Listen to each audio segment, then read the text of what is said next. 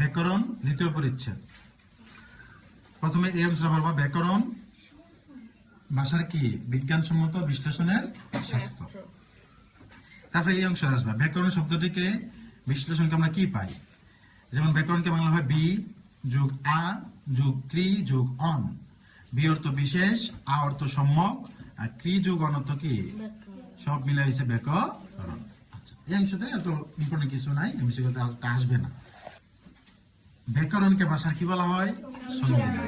Very very important. যেগুলো দেখবে star দেওয়া আছে ভেরি ভেরি ইম্পর্টেন্ট, ওনার এইগুলো বেশি বার আসে। ব্যাকরণকে ভাষার কি বলা হয়? সংবিধান। তারপর ইম্পর্টেন্ট এই জায়গা আছে ধ্বনি, শব্দ, বাক্য, অর্থ। ভাষার কটা উপাদান? চারটি। পরীক্ষায় আসবে ভাষার উপাদান কয়টি? চারটি। কি কি সেটা মুখস্থ করতে হবে। ধ্বনি, শব্দ, বাক্য, অর্থ। তারপর নামগুলো মনে করবেন। ধ্বনি নিয়ে যে শাখা আলোচনা করে তাকে বলে ধ্বনি তত্ত্ব। শব্দ নিয়ে যে শাখা আলোচনা করে তাকে বলে শব্দ তত্ত্ব। শব্দ তত্ত্বের আরেকটা নাম আছে কি? রূপ তত্ত্ব। কেমনে মনে রাখবা?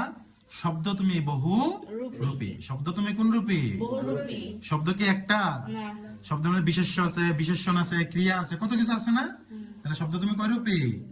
শব্দ তুমি বহুরূপী। শব্দ তুমি, তাহলে শব্দ তত্ত্বের অপর নাম কি?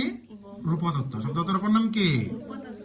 3 বাক্য নিয়ে যেখানে আলোচনা করা হয় তাকে বলে বাক্য বা পদক্রম। বাক্য, তথ্য বা পদক্রম। 4 অর্থ নিয়ে যে শাখায় আলোচনা করা হয় তাকে বলা হয় অর্থতত্ত্ব। কি তত্ত্ব? তাহলে 4টা নাম পড়বা, এবং যেগুলা 2টা করে নাম আছে, যেমন শব্দ তত্ত্বের অপর নাম কি? রূপতত্ত্ব। বাক্য তত্ত্বের অপর নাম কি? পদক্রম। এই নামগুলা শিখবেন। ইংরেজি নাম সহ সবচেয়ে বেশি সেফ থাকবেন আপনি যদি ইংরেজি নামগুলা শিখেন, কারণ ইংরেজি নামগুলা পরীক্ষায় আসে। ধ্বনিতত্ত্বের ইংলিশ নাম কি? ফনেটিক্স। কি টিক্স? ফনেটিক্স। শব্দতত্ত্বের ইংলিশ নাম কি? মরফোলজি। কোন লজি? মরফোলজি। বাক্যতত্ত্বের ইংলিশ নাম কি? সিনট্যাক্স। কি ট্যাক্স? সিনট্যাক্স। অর্থতত্ত্ব সিমেন্টিক্স। সিমেন্টিক্স। এই জায়গাটা হচ্ছে সবচেয়ে ইম্পর্টেন্ট। ভাষার উপাদান 4টি, ধ্বনি, শব্দ, বাক্য, অর্থ।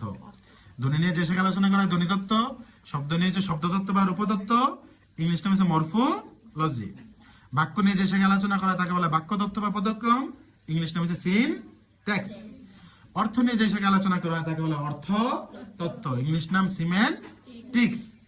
এই হলো দ্বিতীয় অধ্যায়। আশা করি পারবেন। আলহামদুলিল্লাহ।